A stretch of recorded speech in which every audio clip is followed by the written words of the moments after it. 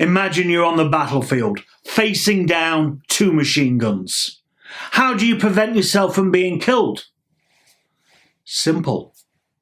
You act like an emu.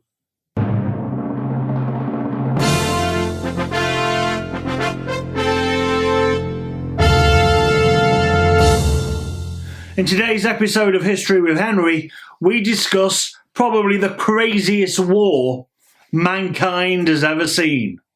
The Great Emu War of 1932. Many Australian soldiers returning home from the trenches in World War I were given tracts of land to farm in Western Australia.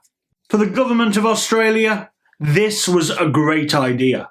The population of the country was expected to explode with the returning soldiers. The country itself would need more food. These tracts of land given away would be used by the soldiers in order to farm wheat. But like many great ideas, there was a problem no one had envisaged. When the idea was conceived, nobody took into account migrating emus. In 1932, this problem reared its head. 20,000 emus on the migration path decided that these newly grown fields of wheat would be great new habitats. They invaded, and they decimated the wheat crop.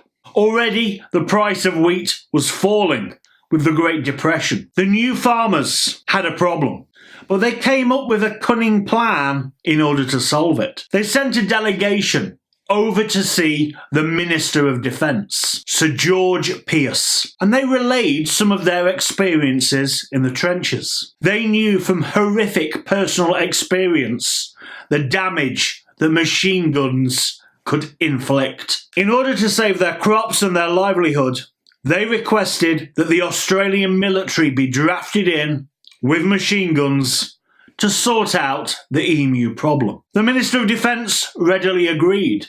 It seemed like a very sensible solution. In October of 1932, Major GPW Meredith was drafted in with 2 men and 2 Lewis machine guns in order to solve the emu problem. The first problem that Meredith experienced was the driving rain. His battle plans had to be put on hold until the rains dried up. On the 2nd of November, the rains had dried up and Meredith and his men moved in for the first engagement. They spotted a flock of between 50 to 100 emus and they opened fire. When the order to cease firing came, Meredith expected to see in front of him 100 scattered emu bodies.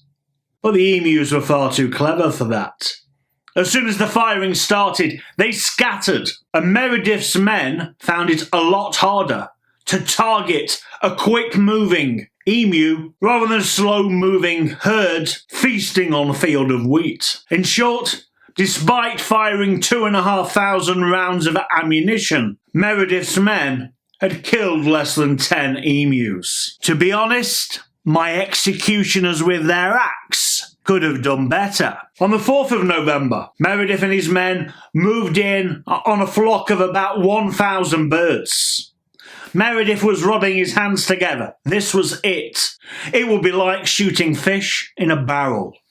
Problem was, one of the Lewis machine guns immediately jammed. And once again, the emus deployed the same tactics. They scattered, and the men noticed a strange phenomena. Amongst the emus, there were leaders. And the leaders were constantly looking out for danger. And as soon as the firing started, they issued the cry. And the emus that were following that particular leader then scattered. Meredith then came up with the cunning plan of mounting the machine guns on a truck. Problem was, an emu at full pace could run at just over 50 miles an hour. The truck, on the rough Western Australia terrain, could probably only manage about 30 miles an hour. This proved to be an unmitigating disaster. The emus easily outran the truck.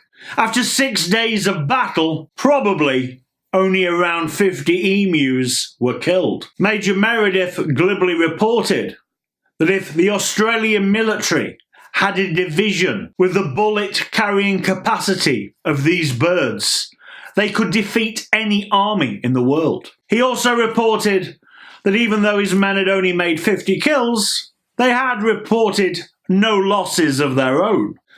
What was he expecting? The emus to pick up the bullets and start throwing them back? Of course his men suffered no losses. These disastrous first reports and the negative press in the media caused the Minister of Defence to halt the operation immediately. But within weeks, with desperate pleas from the farmers, the military and Meredith were back. This time they were moderately more successful, killing almost 1,000 emus.